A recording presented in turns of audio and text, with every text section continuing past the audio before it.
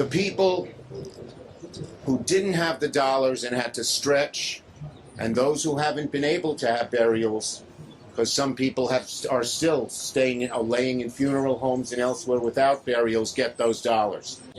We're going to make sure we renew this in the new bill. We're working on that already, the ARP bill that President Biden proposed, so it will apply for all of this year till the COVID crisis ends. Thank you so much, Senator Schumer, and thank you, of course, to Saida Dunstan at Elmcor, who really just helped kick off this this effort in a very major way. You know, about a year ago, New York City became the epicenter of the epicenter, and right here in Corona, Queens, we had one of the most heavily impacted zip codes in the United States of America when it came to COVID cases.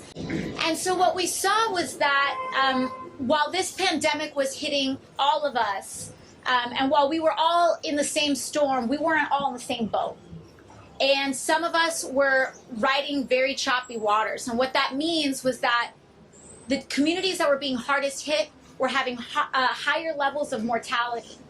And what that means is that when Black, brown, and working class families are getting hit disproportionately hard with cases, it means that they're also losing more people with higher levels of mortality. So I'm thrilled to be able to have such strong and powerful community leaders here to alert us to this as soon as everything started to hit.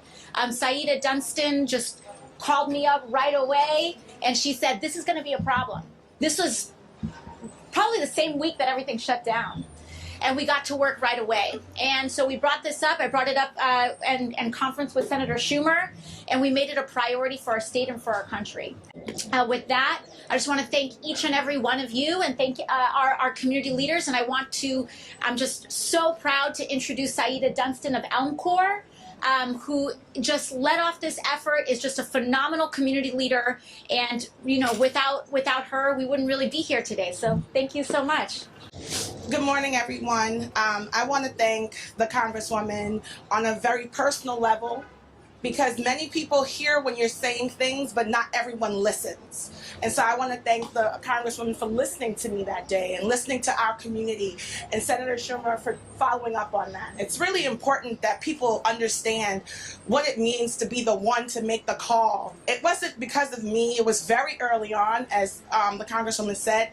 It was early because it was before the statistics were out. It was before anyone was saying Black and brown people were dying at higher rates, but we knew it.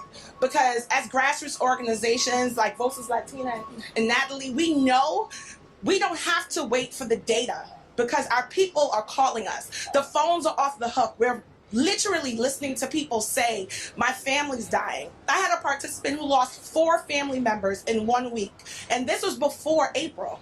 So for us, we lost our first staff person here in Corona on March 23rd. We didn't need to wait for data.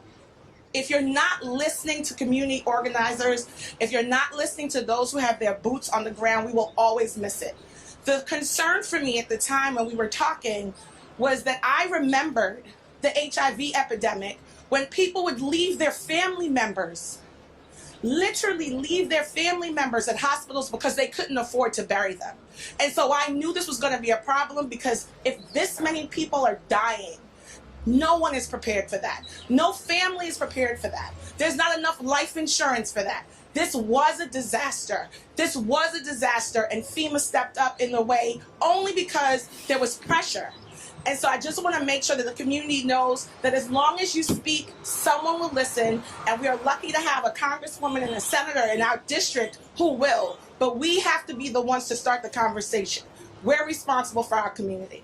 Thank you. Well done.